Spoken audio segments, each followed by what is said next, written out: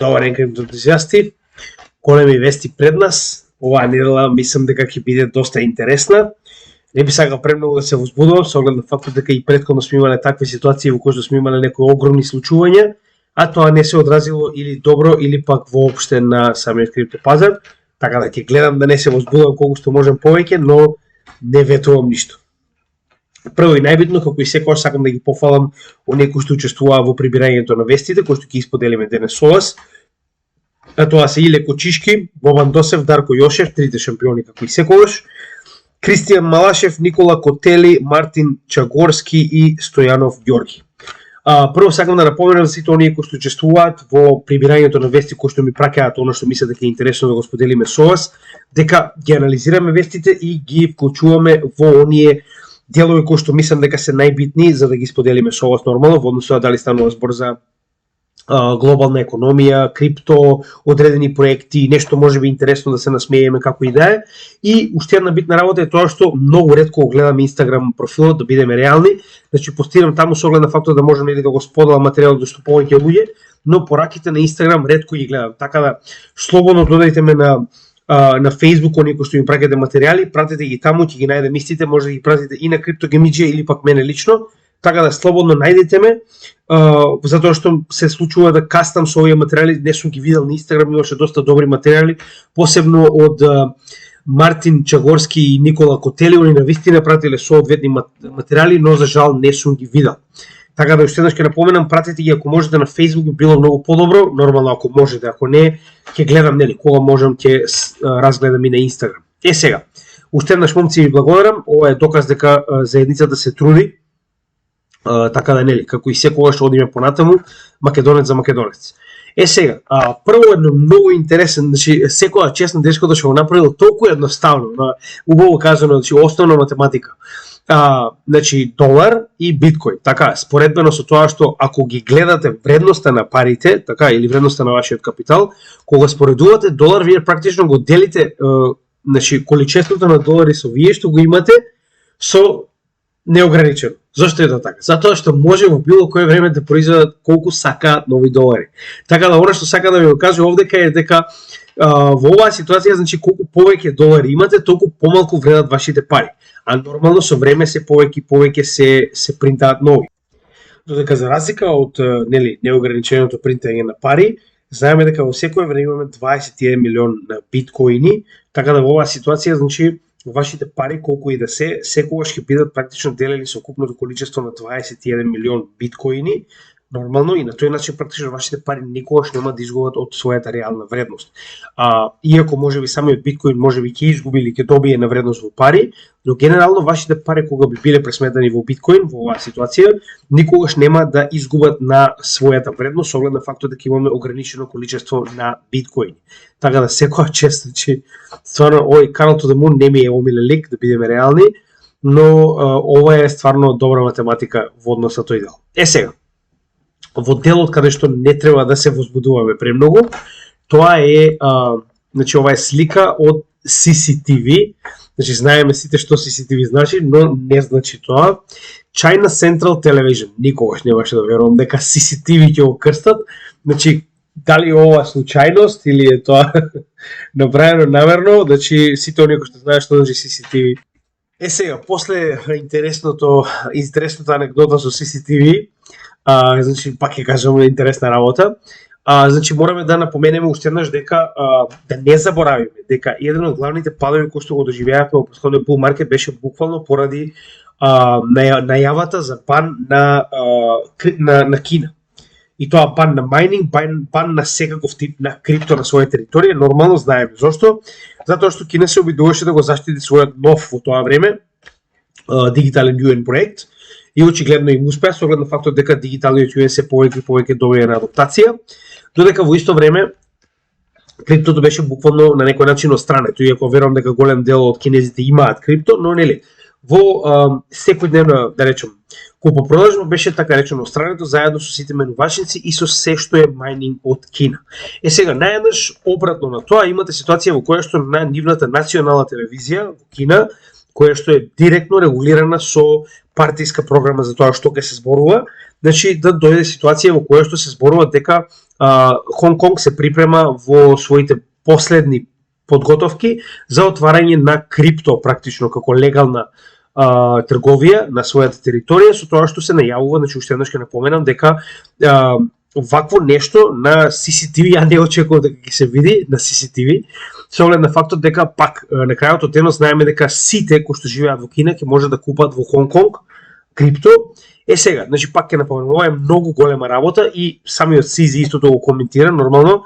Значи вели ваков тип на вести најчесто започнуваат бул маркети. Вели не сакам да предвидувам, но нели од досегашните искуства, нели, тоа е тоа. Најчесто ваков тип на вести доаѓаат до бул маркет. Сега, пак ќе кажам, да не се возбудуваме премногу, може да не биде ништо посебно, со оглед на фактот дека уште еднаш ќе напоменам дека гледате овде, тоа што јас постојано го кажувам, ќе почнат да примаат, значи, при барање за лиценци за виртуални менувачници на крипто. Така да, тоа не значи дека веднаш ќе се почне со трговија, туку дека ќе почнат со примање, значи нивниот SFC, кој што ствари представува Хонг Конгшката комисија за хартија од вредност, ќе почне да прима апликации за оние менувачите кои што сакаат да работат на територија на Кина. Не заборавајте дека ова е многу по-стриктна комисија, за разлика од онаа која што нас не е позната во Мурика, која што е виц, како и да е. И уште една многу битна работа која што многу луѓето да забораваат. Јас тоа што го напоменам. Немој да очекувате дека ќе тргувате Пепе или Шиба или Доч. Значи, оние што мислите дека кога ќе се отвори Хонг Конг, наједнаш ќе имате 1 билион кинези кои што ги купуваат Шиба или Пепе, се лажете. Со што го велам тоа, затоа и кажав дека во оваа ситуација, барем за почеток, Хонг Конгшката комисија за хартија од вредност очигледно се покажува како доста по-паметна и искусна од досегашните грешки кои што ги направила Кина, за разлика од муриканската. И уште еднаш да напоменеме зошто се тоа се случува, значи мораме да огледаме оној голем момент од каде се тоа доаѓа. Значи Кина е паметна да превземе сето оно што моментално Америка се обидува да го изгуби. Односно, ваквиот холокаус на криптопроекти, инвеститори и капитал од криптосекторот моментално активно се пренесува во Кина, со тоа што сите овие проекти нормално ќе гледаат да најдат следен голем пазар, а нормално каде ако не во најбогатата држава во светот, а тоа е Кина. Така да, може би Саудитска Арабија, но нели, тука се, барем Кина има многу повеќе жители. Битната работа која што мора да забележиме, дека не само тоа кои менувачници ќе бидат нормално одобрени да работат, исто така, значи, самата комисија за хартија од вредност во Кина има многу сериозен процес на одлучување кои криптовалути ќе може да бидат тргувани. Затоа ви реков, немој да очекувате дека сега 1 билион кинези ги купуваат Шиба. Значи, нели, моментално, со оглед на фактот дека имаме многу строги правила по кои што може да се запише еден токен на овие менувачници, значи треба 12 месеци да има целосно, да биде целосен комплајент, односно да биде во согласно со регулативата во Кина веќе 12 месеци, и да нема никакви, значи, на некој начин практично да има criminal allegations, би значило да има не најави туку обвинување за криминални действија, или пак да има јавно, значи, некаков тип на судски процеси против овие токени, затоа ако нема Ripple, како и да е. Значи, и овдека се кажува дека значи, треба да бидат значи, излистани барем на 2 investable indices from major independent investment firms.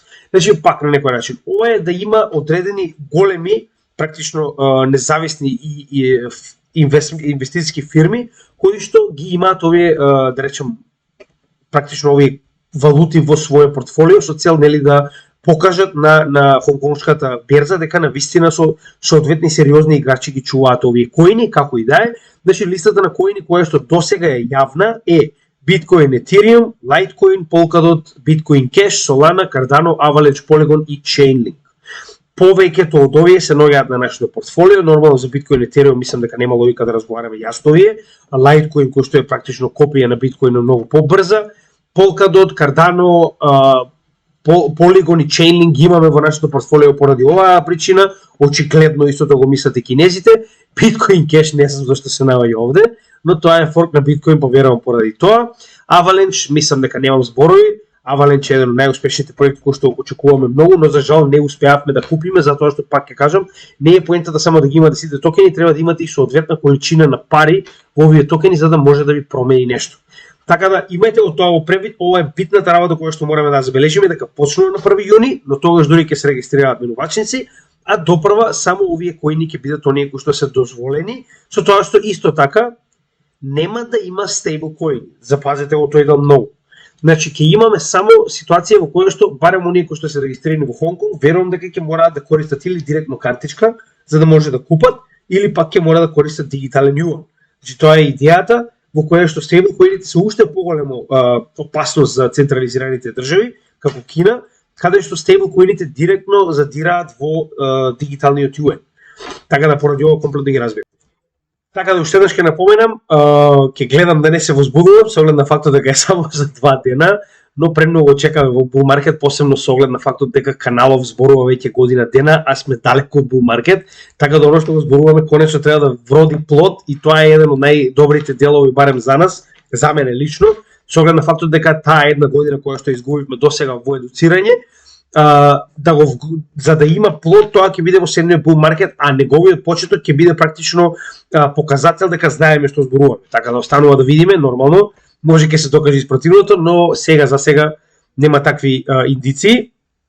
Сега, нормално и Светскиот економски форум, иако ова мислам дека е веќе некое време, но еве сега е пак поактуелно, значи прави посебен white paper во кој што бара не само од државите, туку и од меѓународните институции да завземат заеднички став за регулирање на крипто.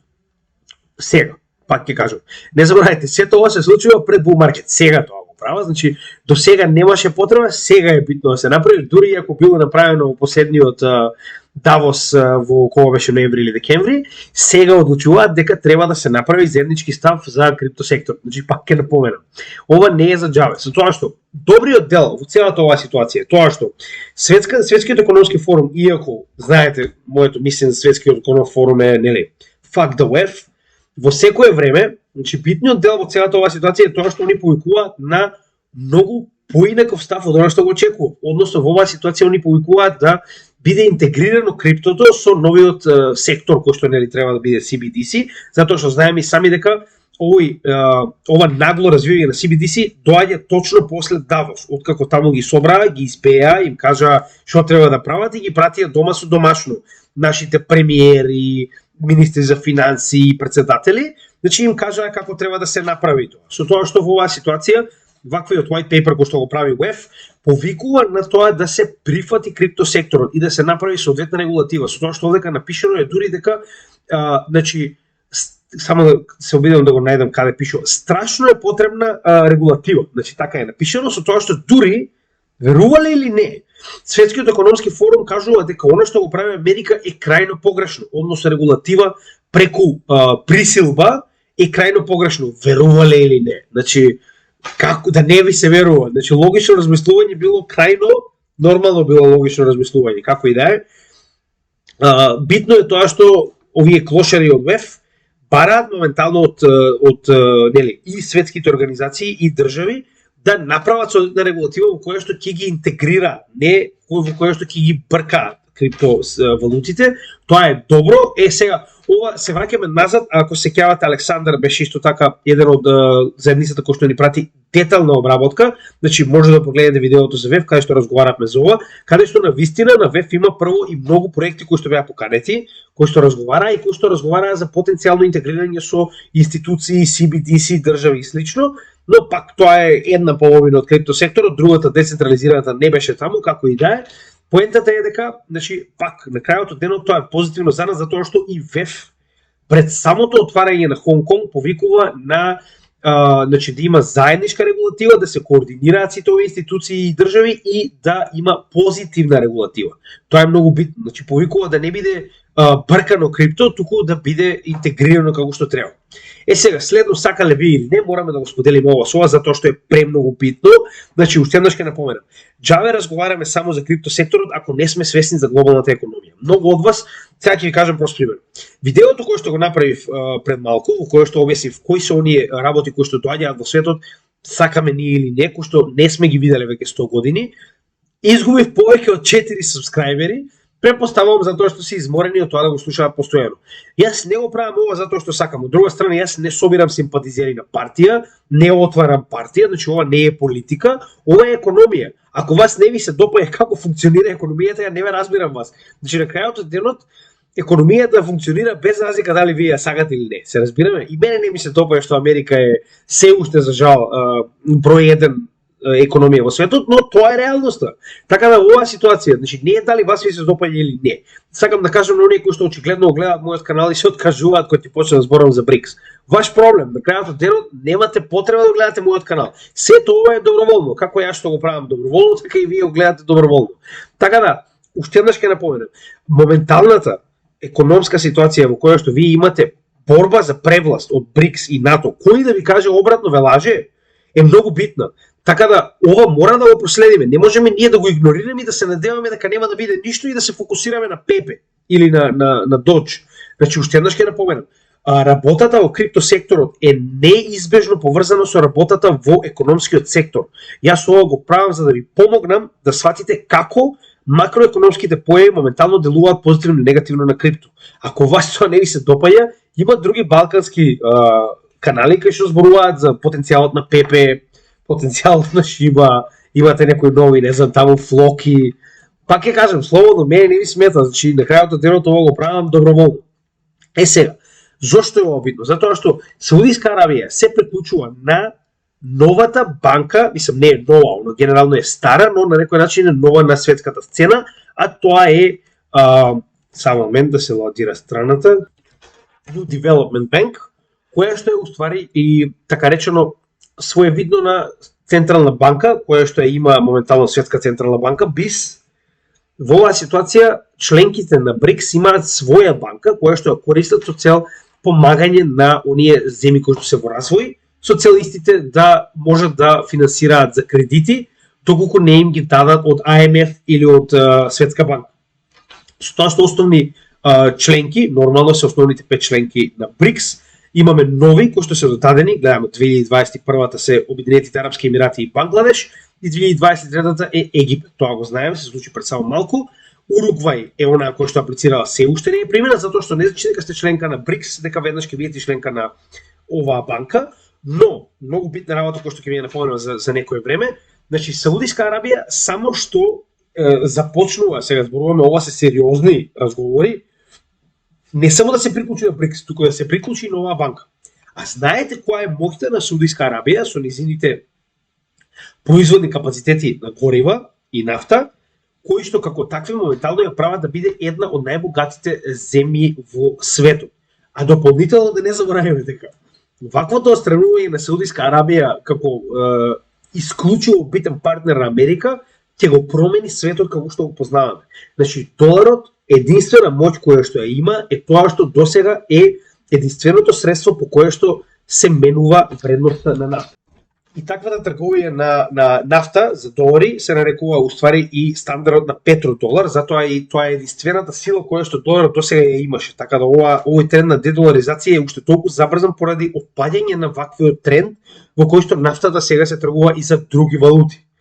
Сега, чисто да напоменеме, значи влегувањето на Саудиска Арабија во оваа група на големи членки ќе смени многу во светот како што моментално го знаеме. Уште еднаш ќе напоменам, ако сте огледале оно видео каде што објаснувавме 2 сати за тоа кои се овие нови работи кои што ќе го сменат лицето на светот, јасно кажавме дека дедоларизацијата е активна и сите оние кои што ви кажуваат од западот дека тоа нема да се случи, нормално што би ви рекле? Дека ќе ги изгубат доларот како резервна валута, че никој нема да ми го каже тоа, така. Сега, чисто за да ви стане малку појасно, че ова е едно клипче кое што ми го прати Никола Котели, секоја чест за клипчето, нема врска, само оно што сакам да ви покажам во клипчето е во детали објаснето што се очекува од американска страна од ваквиот состанок во август од страна на БРИКС. Значи, јас ќе ви преведувам, не сум сигурен дали ќе може да го слушате, со оглед на фактот дека не сум сигурен дали програмчето ми прифаќа ваков тип на апликации кои што нормално ќе може да ги слушате јавно. Значи, дали ќе го слушате гласот, како и да е, ќе пробаме сега.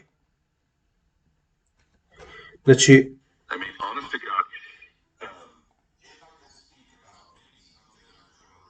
Таа момент, јас ќе го рестартирам за да може да почнеме на почеток вака сега. Значи, Федералната резерва знае дека доларот е завршен.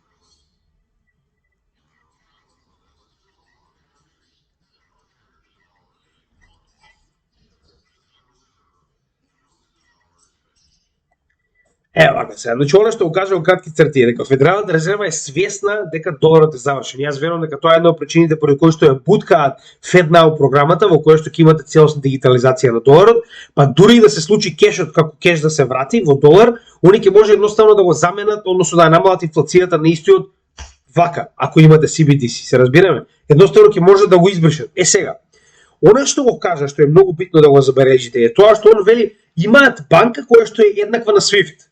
Тала банката која што е еднаква на SWIFT, која што вели ќе процесира се освен долари и ги наброја нели големите компании, извинете, големите држави, вклучувајќи и Саудитска Арабија. Значи, верувам дека она што он го кажа, дека моментално на вистина прават една паралелна мрежа во која што доларот ќе биде kicked out, е уствари преку ова, преку New Development Bank.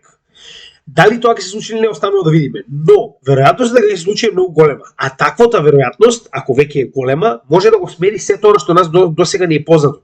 Вие нема активно да тргувате веќе ни биткоин ни ништо во долари, се разбираме, ако такво нешто се случи. Сега тоа колку брзо и како ќе се случи ќе видиме после август. А до тогаш можеме само да шпекулираме. И пак ќе кажам, значи не слушате што ви кажуваат, затоа што сите тие луѓе не биле живи кога доларот не бил резервна валута, за да знаат како функционира работите.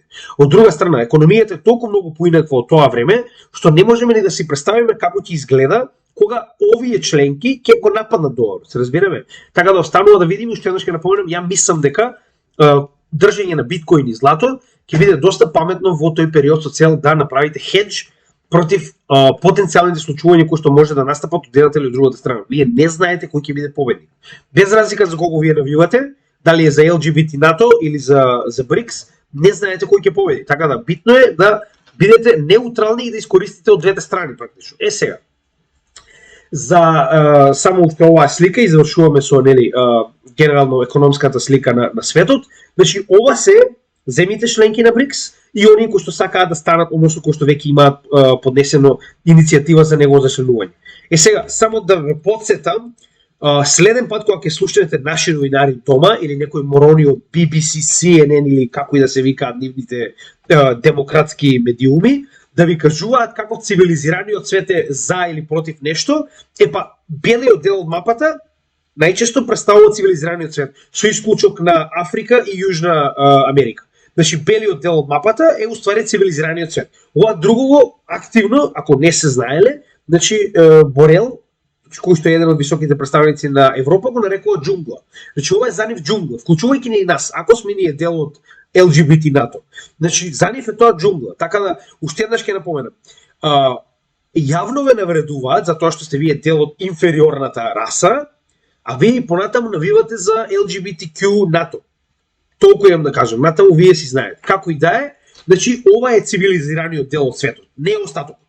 Значи не овие бели вално. Така, тоа се само корумпирани, префригани бивши колонијалисти кои што и понатаму би сакале да го гледаат светот да им се клани, да ви биде јасно. Сега, тоа е моје мислење и вие како сакате понатаму. Следна битна работа која што мораме да разговараме е нели, debt ceiling нормално официјално има склучено договор. Значи, нели, официјално има склучено договор. Со тоа што не очекувајте, значи во текот на вчерашниот ден кога ова беше направено видео, затоа што го правиме во понеделник, го гледате во вторник, значи имавме празник. Така да, поради таквиот празник во Америка и нели нормалните индекси и тргувањето на берзите, како и банките се затворени, така да не можеме да очекуваме било какво дејство од она што веќе го постигнале како договор. Така. со тоа што повторно е потребно неколку дена додека конечно направат драфт, па го гласаат и сето тоа, но како и да е, верувам дека исто ќе биде изгласан. Значи треба да биде изгласан, не е само главните се договориле, значи треба и двете партии да го изгласаат во Конгрес. Сега, само за да ви стане јасно колку корумпиран е овој систем, значи они не го покачуваат, значи барем да го покачуваат, они не го покачуваат моментално дет силингот, односно таванот на задолженост на Америка. Туку го суспендираат. Значи практично суспендирање би значило вас ви даваат одврзани раце, сине принтај. Така да принтањето кое што моментално ќе настапи со цел Америка да се задолжи, без разлика дали тоа ќе биде од типот на физички и правни лица каде што ќе се користат веќе постоечки пари, кои што нема да го зголемат количеството на пари на пазарот, но во вториот дел каде што Америка ќе се задолжи со продавање на бондс, односно хартии од вредност на државно ниво на Федералната резерва, ќе имаме quantitative easing, односно принтање на нови пари, оно што постојано го разговараме. Како и да е, битниот дел од целата оваа ситуација која што мораме да разбереме дека моменталниот бум кој што го видовме на биткоин, онаа големо напредување на цената, е буквално поради договорот кој што беше вклучен помеѓу овие представници на американската гериатрија. Така да во оваа ситуација, значи на некој начин олесни на економијата дека буквално го пренеле проблемот за понатаму. Че ова не е решавање на проблемот, ова е само пренесување на проблемот до следните претседателски избори, практично откако истите ќе завршат, тоа е 2025 година. За нас тоа е одлично, затоа што ова е 2025 година веќе ќе биде активен, ако не и крај на bull market. Така да ако мене ме прашувате, тоа е супер, нема бегање, вака мене ми одговара, они нека си го продолжуваат проблемот колку сакаат, само тоа да биде добро за нас. Како и што се договарале во дет силингот, тоа е нивни проблем, нема сега да се замараме за тоа како моментално Америка ги решат своите проблеми, се додека не замара во оно што ние инвестираме. Сега, тоа е околу светот, значи се што имаме да кажеме, уште еднаш ќе напоменеме дека има многу битни случувања, првенствено почнуваме од 1 јуни, кога ќе биде отварањето на кинескиот пазар, како и моментално имаме 6 кој што треба сега да биде 13 после одложувањето на Хинмен мейловите, за кои што ќе поразговараме малку подоцна, како и 13 и 14 во јуни, практично тоа е новиот состанок на Федералната резерва, и во меѓувреме имаме 2 јуни состанок за, извештај за невработеност и 13 јуни извештај за инфлација во месец мај. Тоа се битните, уште еднаш ќе ги напоменам затоа што многу луѓето ги забораваат, а се многу битни за движење на цените на пазарот. Моментално битна работа е дека само што е направен, не е само, него веќе некое време е направен, значи Circle го пресели Euro-backed stablecoin, кој што се нарекува Eurocoin, кој што има многу мал маркет кап, 48 милиони, значи истиот до сега се користеше на Ethereum, сега ќе се користи и на Avalanche, односно Circle, знаете и сами, е компанијата која што стои позади USDC, и со ова практично они се обидуваат својот инфлуенс, односно своето влијание да го пренесат и во Европската унија, која што ова не го прават за џабе. Значи ви имате ситуација во која што во Америка се е против крипто, вклучувајќи ги стейблкоините. Нормално USDC бара бекап план, кој што во оваа ситуација верувам дека го прават во Eurocoin, затоа што знаете и сами дека МИКА, односно моменталниот закон за регулирање на криптовалути во Европа е активен. Така да, иако е потребно време од една година додека истиот се конечно примени, него менува фактот дека нив има очигледно потребен влез на овој пазар со оглед на фактот дека истиот е доста пријателски настроен кон криптовалутите. Така да поради оваа причина мислам дека ова е причината поради која што Circle го прави ова со Eurocoin, и да не забораваме дека Circle е дебело купен од страна на BlackRock. Значи не постои гомно на светот заради кое што не стојат BlackRock или VEF. Да не заборавате. Повторно, ова е премногу мал стейблкоин, јас искрено не би учествувал во вакво нешто, но ако во оваа ситуација одлучиле Circle да инвестираат во него, верувам дека прашање на време е кога истиот ќе се зголеми доста во однос на неговиот маркет кап. Следна интересна работа која што ми ја пратија, оваа вест ни покажува дека и биткоин има моќ, значи многу повеќе од она што го има како моментално не е познато како store value, но моментално гледаме дека истиот има доста интересен момент како ordinals се користат за креирање на стейблкоин. Значи BRC20 е како ERC на Ethereum, но ова е на биткоин. Така, ова е стандардот за токени кој што моментално се развива на биткоин блокчейн, верувале или не. каде што во оваа ситуација значи имаме компанија која што лансира, ова е уствари стейблкоинот, значи Taraba USD, кој што ќе биде BRC20 токен, а моментално BRC20 токени досега барем најчесто беа користени за ordinals, за NFTs.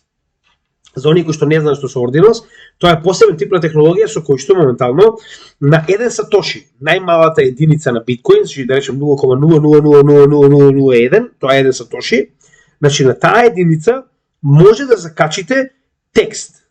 Сега, таквиот текст практично во оваа ситуација е програмски дел во кој што вие додавате, значи или може да биде меме коин, стейблкоин, било каков тип на коин NFT, ме разбирате? Со тоа што во оваа ситуација сатошисот се користат практично за да се направат овие стейблкоини. Сега, како тоа ќе изгледа, очигледно се уште се прави, мораме да видиме, со тоа што јас се исто ова не го знаев, значи Домо, кој да е типот кој што го користи овој синоним, моментално е уствари креаторот на Ordinal, значи он го наоѓа ова како можност да се направи BRC20 токен со користење на сатошисот на биткоин. Значи во оваа ситуација е интересно тоа што вие фактички иницирате стейблкоини кои што се директно запишани на делови од биткоин. Значи тоа е доста интересно. Сега колку ќе успее ова не знам, но е интересно, нешто сакам да го споделам со вас. Значи да вистина интересно, така да баш ме интересира да видам дали истиот веќе има market cap. Значи само момент, сега ќе видиме дали можеме да го најдеме. USD stablecoin. Не, ми ги дава само стейблкоините сите заедно, така да ќе видиме како ќе испадне понатаму сега за сега, но интересно е да се знае дека е овде. Сега, значи интересно е тоа што се наоѓаме на многу блиску до одреден голем момент, каде што моменталната одлука што може да падне пред 13, не мора да биде тоа 13, може и пред 13 јуни, може да смени многу како за Ripple, така и за целиот криптопазар. Значи, уште еднаш ќе напоменам тоа, се надевам дека сваќате колку е големо ова што моментално се случува. Повторно, нормално дека големо за оние кои што поседуваат XRP, но многу поголемо за генерално крипто секторот во Америка како таков. Значи, гледаме дека моментално околу 52 милиона токени се акумулирани во последните 3 недели на XRP од страна на китови. Со тоа што вредноста на овие токени е 22 милиона и ваквото акумулирање започнува од 7 мај. Нормално се повеќе и повеќе се случува сега кога се ближиме до ситуација во која што нели се случува оно што се случува. Сега за напоменување што точно се случува, значи моментално имаме ситуација во која што требаше на 6 јуни да се обелоденат мејловите, односно комуникацијата внатрешна во Комисијата за хартија од вредност во однос на говорот кој што го дава Хинмен, мисля дека беше Бил, ако не се лажам, Хинмен, претходниот канцелар на Федералната резерва, оној кој што е моментално на местото на Гери Генслер, че обратно, со тоа што истиот испаѓа, не знам само на кој беше вести, и дава изјава дека Етериум, затоа што е доволно децентрализиран, е уствари commodity, не е security. Односно е ресурс на место хартија од вредност. Сега, ваквиот говор, со оглед на фактот дека внатрешната комуникација, со тоа што ваквата комуникација може да докаже, значи, што е најбитниот дел од оно што се очекува моментално. Комуникацијата помеѓу внатрешни членови на Комисијата за хартија од вредност може да докаже дека дури ни Комисијата за хартија од вредност нема појма како да ги регулира и како треба да се понашаат, значи, криптопроектите во во американските држави. Значи, тоа е главниот момент кој што се обидува Ripple да го покаже. И ако тоа го покаже на јавноста, тогаш судот нема никаква друга шанса освен да прогласи победа на Ripple. Затоа што вие ако не знаете како да внатре самите луѓе кои што моментално треба да го спроведуваат право не знаат како да го спроведуваат, имаат спротивставени мислења, како тоа би можеле да го знаат проектите и како они да се постават. Така, поради ваквиот инцидент кој што моментално се случи, сега нели ова се случи години наназад, моментално му се даде на Ripple да ги објави овие мејлови на 6 јуни. Со тоа што Ripple и SEC заедно попараа одложување на овој датум до 13 јуни, не е образложено зошто, што и како точно, со тоа што официјално, значи пак не е најофицијално, ова е само некои back channel, да речеме, разговори помеѓу луѓе кои што поседуваат доста Ripple, дека на 2 јуни се состануваат SEC и Ripple и истите ќе разговараат што понатаму. Сега пак ќе напоменам. Ripple уште еднаш изјави дека и понатаму останува на фактот дека сака да направи, нели, помирување, односно да направи спогодба, со тоа што ваквата спогодба јавно ќе значи дека значи што е она што го бараше, само да го објасниме тој дел. Значи поради хирмен документите или бла бла бла. Бред Гарлихаус и понатаму кажува дека се спремни за спогодба доколку Комисијата за хартија од вредност прогласи дека Ripple никогаш не бил и нема да биде хартија од вредност. Што значи дека они бараат практично од Комисијата за хартија од вредност да капитулира и да каже дека Ripple никогаш не бил и нема да биде хартија од вредност. Сега, имате две опции. Првата опција е Ripple да добие победа со спогодба и само да го обезбеди своето место дека не е хартија од вредност, што значи да го остави целиот крипто сектор, како што целиот крипто сектор го остави Ripple, кога го избркаат сите менувачици во Америка. Се разбираме? Значи може да го направи и тоа што не би ме збунило, значи искрено, со оглед на фактот дека во 2020 година кога да се случи, никој од крипто секторот не го беше гајле што Ripple е направен делистинг на Ripple од сите менувачици во Америка. Така да ако тоа го направат ќе ми биде разбирливо. Не ме сваќате погрешно, ќе ми биде разбирливо. Во денешно време секој е себичен. А втората ситуација е Ripple да победи официјално и на тој начин да донесе јасност дека на вистина нема регулатива и дека не постои регулатива како што тоа го тврди Комисијата за хартија од вредност јавно пред сите за целиот американски сектор. Така да во оваа ситуација ќе помогне на многу криптопроекти. Останува да видиме како ќе заврши тоа, со тоа што да не забораваме дека се уште постои опцијата дека Ripple ќе изгуби. Значи да бидеме реални. Ова е корумпирана држава. Значи ако моментално не им одговара Ripple да победи, нема да победи. Да бидеме јасни. Без разлика дали ги има сите можни докази на негова страна. Каква демократија, кој глупости, тоа нема врска. Значи Ripple ако не им одговара да победи, нема да победи. Да биде јасно. Посебно со оглед на фактот дека доаѓа FedNow, кој што бара да нема никаква конкуренција за да може да успее. Сега, уште една битна работа е тоа што и самиот Бред Гарлихаус излегува и кажува дека одлуката нема да биде месеци од сега, туку недели од сега. Значи очигледно има нешто што истиот го знае, не може да го каже.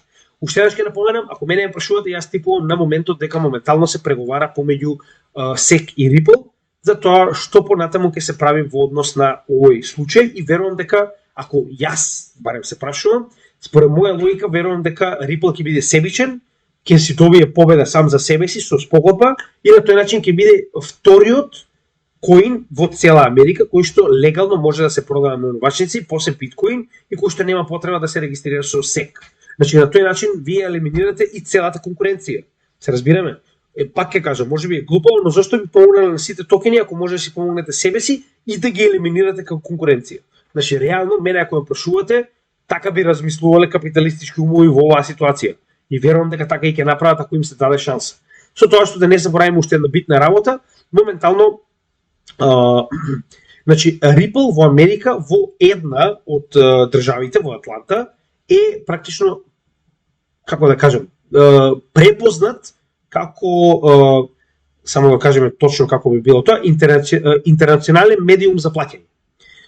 Значи Федералната резерва на Атланта издава соодветни документи, не е ни битно во однос на, значи ова е пак на некој начин документ во однос на крипто, Web3 и како тоа делува на финансиските услуги, каде што јасно, значи кажува дека Ripple представува интернационален медиум за плаќање, со тоа што истиот објаснува дека Ripple е препознат како интернационален медиум за плаќање и истиот се занимава со cross-border payments, односно трансакции преку граници.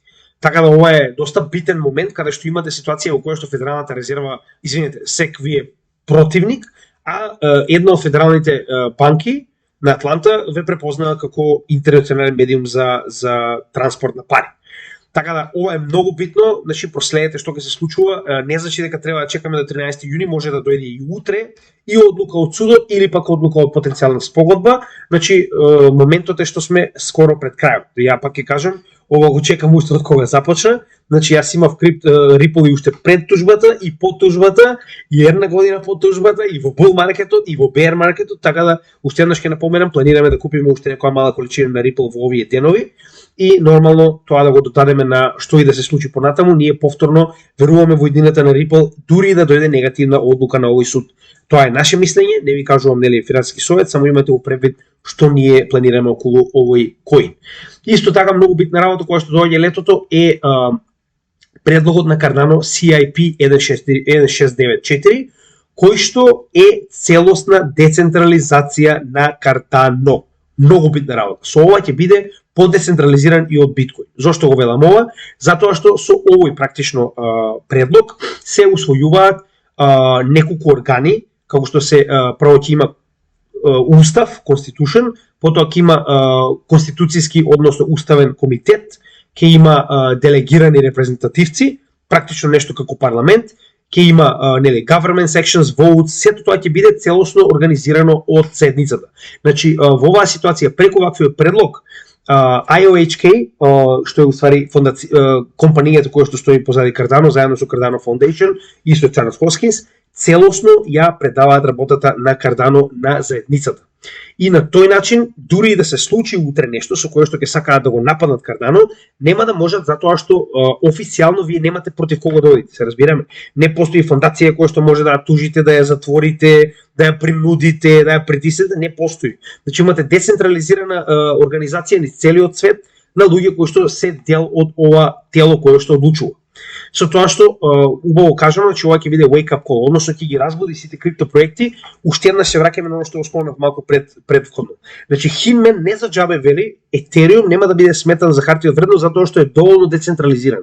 Односно и самиот предходен канцелар на Комисијата за хартија од вредност на Америка ви кажал јавно дека доколку направите вашиот крипто чейн да биде целосно децентрализиран, не може да биде нападнат и не може да биде сметан за хартија од вредност. Така, значи во оваа ситуација нас не занимава, значи треба да бидеме само за сигурноста загрижени. Ако имате децентрализирање, нема проблем, значи немате вие проблем со сигурноста. Целосно се сигурни. Зошто? Сега моментално ако го фатат Виталик за уши и го стават во затвор, утре има да имате 50% пад на цената на Етериум. Јас ви гарантирам.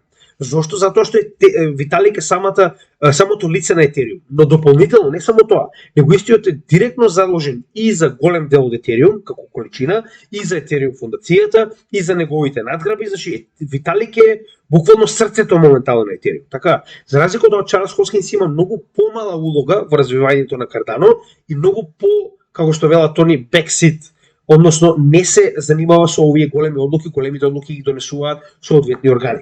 Така да, ова е дел од Волтер ерата, иако се наоѓаме се уште во Пашо, која што е скейлинг, односно развивање и понатаму на тоа Cardano да може да прифати се поголема и поголема количина на луѓе, трансакции и проекти. Ова е практично почеток на Волтер ерата со која што ќе имаме целосна децентрализација на проектот, тоа е исклучиво битно. Сега, ова треба да се спроведе во јули, така е моментално наведено, како тоа ќе видиме, со тоа што може да погледнете последниот подкаст на Чарлс Хоскинс во кој што директно и детално разговара за CIP 1694, со тоа што истиот најави Cardano лето во кое што сега тоа е интересниот дел, што овдека во следниот дел би сакал да го споделам тоа со вас. Ова е еден од девелоперите кој што моментално работи на Cardano. Значи ќе се вратиме на претходните вести, а тоа е Gambardello. Gambardello е еден од оние кои што се занимава дури и со Hydra, значи еден од главните девелопери на Cardano, кој што моментално прво кажа дека има целосен нод на Hydra. Се разбираме, значи Hydra нод целосен работи, функционира. Со тоа што ова практично, како што кажува и сам, е чекор кон милион трансакции во секунда. Значи идејата е дека понатаму се повеќе и повеќе се развива, че ние имате прво овој Layer 2 солуции на Hydra, може да погледнете во нашето претходно видео на истражување на коини и токени за Cardano. Овдека разговараме малку повеќе за Hydra, сега нема да навегуваме премногу. Hydra е Layer 2 солуција која што е директно матична на самиот Cardano. Значи за разлика од Ethereum, каде што мора да користите надворешни Layer 2 солуции, во Cardano директно ја користите вашиот продукт Hydra, кој и ваквата Layer 2 солуција директно е матична на Cardano, направена на Cardano и представува Cardano, и истата не само што ќе се користи на Cardano, туку и на сите проекти кои што се развиваат на Cardano екосистем. Тоа е идејата, секој од нив да има свој Hydra node кој што ќе процесира 1000 трансакции во секунда и на тој начин вие решавате поголем дел од трансакциите надвор од главниот чейн, а потоа ги правите бандл, значи правите еден голем сноп на трансакции кои што ги запишувате како една на главниот чейн. Тоа е идејата, но идејата е дека моментално функционира. И дека, како што кажува и сам, сега понатаму веќе доаѓа до развој на тоа Hydra да стане стандард на Cardano. И уште една битна работа која што овдека се напоменува, нели, он кажува дека има многу развој, значи не е само Hydra, моментално имате CBTC, значи имате нели Rep BTC самиот Cardano, потоа имате Milkomeda. Milkomeda е ако се сеќавате, тоа е sidechain на Cardano кој што моментално е ETM compatible, значи Ethereum Virtual Machine EVM Ethereum Virtual Machine Compatible, кој што моментално ги поврзува директно Ethereum и Cardano. Значи многу работи се работат во исто време, со тоа што она што можеме да го заклучиме, значи еден од core девелоперите кој што вели вака. Значи Cardano моментално каде што се наоѓа, изгледа како Ethereum во 2017 година. Со тоа што разликата е во тоа што Cardano има многу поголем потенцијал за расширување. Зошто? Затоа што Ethereum во 2017 година е се уште POW, односно Proof of Work. За разлика од тоа, Cardano ни представува POS, Proof of Stake, со напредни моментално, да речам, делот како Hydra, делот како Mithril и останати, кои што се невидени во моментално во криптосветот и понатаму ќе продолжат да го развиваат Cardano на многу појако ниво. Како јас го гледам ова, затоа што многу пати разговарам за Cardano, Cardano според мене е како да купувате моментално акции во Мерцедес пред да биде познат надвор од Германија. Значи практично пред Втора светска војна. Се разбираме? Значи моментално Cardano представува една огромна инфраструктура врз која што ќе расте еден цел свет на еко заедница на ваков тип на проекти кои што генерално ќе бидат заштитени баш поради овој предлог од CAP 1694. Се разбираме? Значи ова е практично крајниот момент пред да експлодира и понатаму да не може никој ништо да му направи поради неговата целосна децентрализација. Дополнително имаме некои вести од типот на тоа дека Чарлс Хоскинс е борец против CBDC, иако јас го прочитав целиот артикал, он постојано напоменува дека нели CBDC се забрзуваат, а тоа е проблем, но овдека се кажува дека наводно собира сили за да се бори против CBDC, не е кажано кои се овие сили, дали он се приклучува, дали он почнува да собира сили, како и да е. Значи, уште еднаш тоа е една од главните причини поради кои што го сакам Cardano во моето портфолио. Прво, не е централизиран, второ, е далеко од Америка, трето, се фокусира на пазари кои што мене ми се допаѓаат за разлика од муриканскиот и европскиот, значи се фокусира на пазари како Африка, како Азија, така. Во оваа ситуација пазари кои што се многу помалку допрени, кои што наскоро ќе видиме како истиот ќе ги искористи, посебно со оглед на фактот дека Cardano е исто така еден од оние токени кои што се препорачува за тргување во Хонг Конг. Сега, исто уште една интересна работа која сакам да ја напоменам е тоа дека моментално не само со Ethereum преку Milkomeda, истиот преку втор проект кој што се нарекуваше Blueshift, значи Blues Chain е уствари основниот чейн на кој што моментално ова се случува, има практично директен контакт со Polygon, со тоа што Milkomeda е официјален бридж помеѓу Cardano и Ethereum, додека во оваа ситуација Blues Chain представува значи ова е како го нарекуваат точно, само да го најдам тој дел, bridgeless, така ќе дојде. Значи немате потреба од мост, туку истиот го користите од типот на Algorand. Значи Algorand има оној посебен, ако се сеќавате, прв и уникатен начин на кој што со снапшоти вие фактички можете да трансферирате токени од една на друга страна и на тој начин овие снапшоти кои што се праќаат помеѓу двата блокчейна даваат до знаење да едниот може да верува на другиот дека одреден број на токени ќе бидат замрзнати на едниот чейн за да може да бидат минтани на другиот чейн и користени додека истото не се случи обратно. Така да ова е интересно дека имаме соработка и помеѓу Polygon и Cardano, а Polygon знаете и сами е незаменлив дел од Ethereum екосистемот, така да Cardano и понатаму продолжува да руши.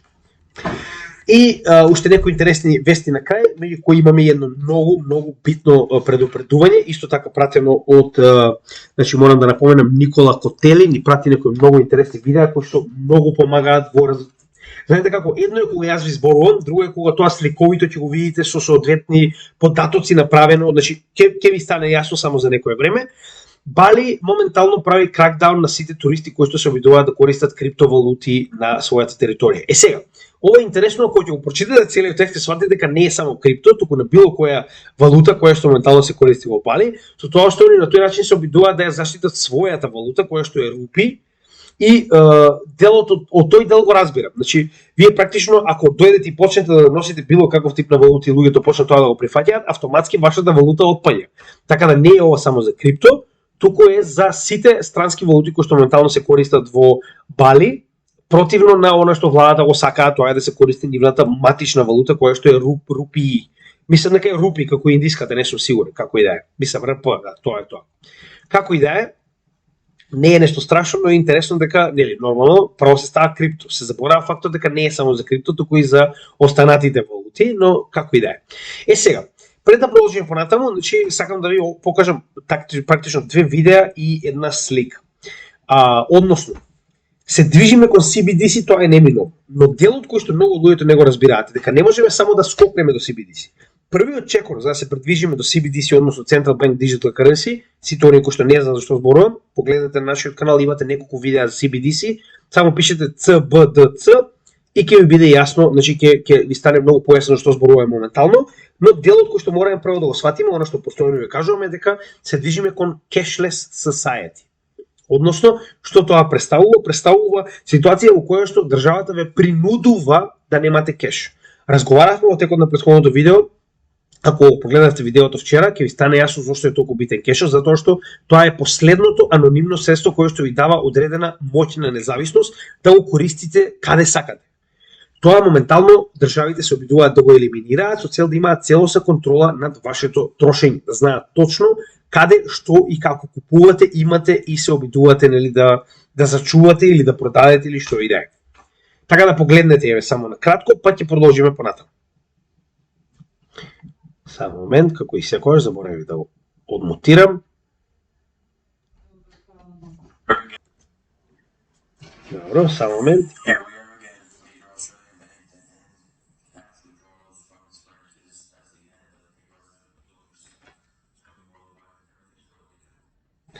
Она што го кажеме ние веќе неколку пати, а тоа е дека не е само Австралија, туку тоа се многу земји. Може да погледнете, че ако пишете cashless countries, ќе ги најдете овие земји во кои што јас лично сум бил пример на неколку од нив и некои мои пријатели овде кои што баш пред некое време патуваа и во Обединетото кралство, и во Шведска, и во Финска, каде што едноставно не прифаќаат пари. Значи доаѓате и они ви велат не кеш, картичка. Се разбираме?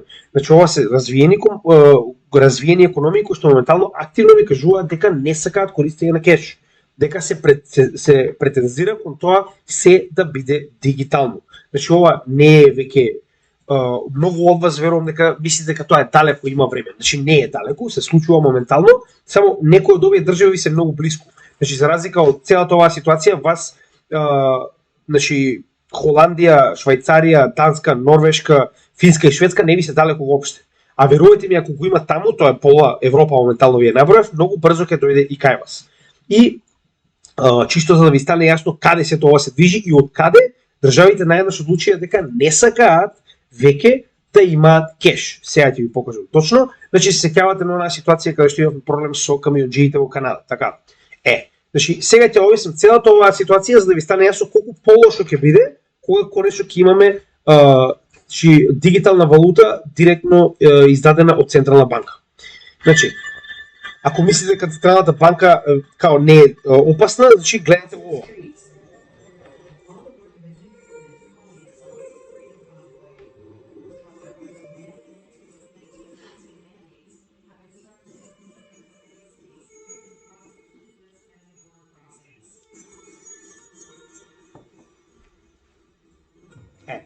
Значи,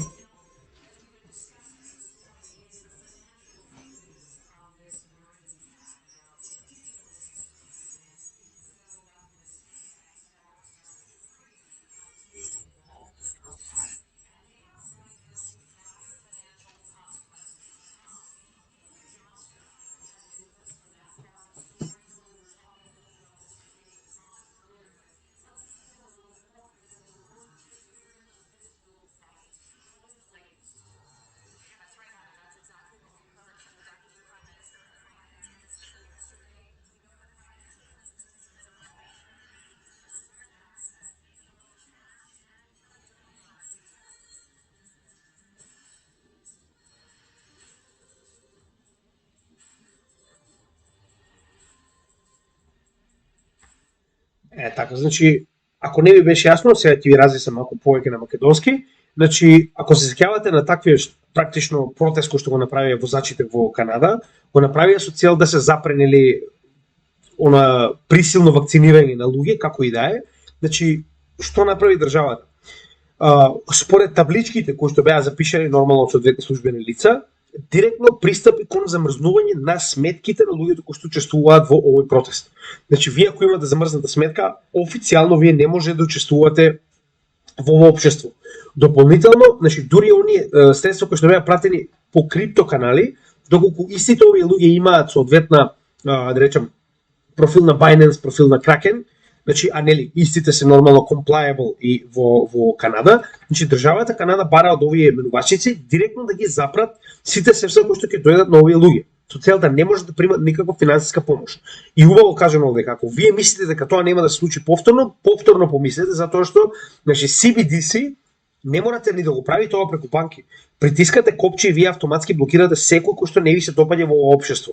А сега да се вратиме на македонското општество, замислете кога ваква опција ќе им се даде на шиптаризираниот парламент дома, кај нас, да ако зборувате против истиот, добивате веднаш бан. Значи сега пак, нели, замислете вие како тоа би изгледало понатаму и кога ќе почнат да ве убедуваат дека CBDC е едината и дека треба да го прифатиме дома, значи слободно размислете уште еднаш дали тоа ќе го направите. И уште една интересна работа за крај од Кристијан Малашев. Значи 2000 години, може би се сеќавате, ако не се лажам, типот се вика Ричард Гир, грешка, не знам како се вика, не, еден од славните глумци во тоа време, нели ова е Римска Галија пред 2000 години, а ова е денеска. Со оглед на фактот дека нема голема разлика, само што сега моментално сме школувани, посебно за македонците ни светот, е интересна анекдота за крај. Така да го завршиме овој видео на малку позитивна нота. Уште еднаш ќе напоменам, значи се движиме во многу добра насока. Пак, значи големи работи се случуваат и на негативна и на позитивна основа, така да отворете ги очите и ушите кога се случува ово помеѓу вас, барем да знаете што ви се случува во позадина. Како и секогаш ви благодарам што гледате нашето видео, се надевам дека ви се допадне и дека научивте нешто од истото, како и секогаш ако имате нели позитивно мислење за каналот и за видеото, споделете го со оние кои што сакаат да научат малку повеќе. Материјалот е бесплатен, се што параме е доколку ви се допаѓа да го споделите на други македонци, со цел да едуцираме што можеме повеќе македонци пред следниот бул маркет. Имајте добар ден, како и секогаш, и се гледаме во следното видео. Поздрав од Криптогевичи.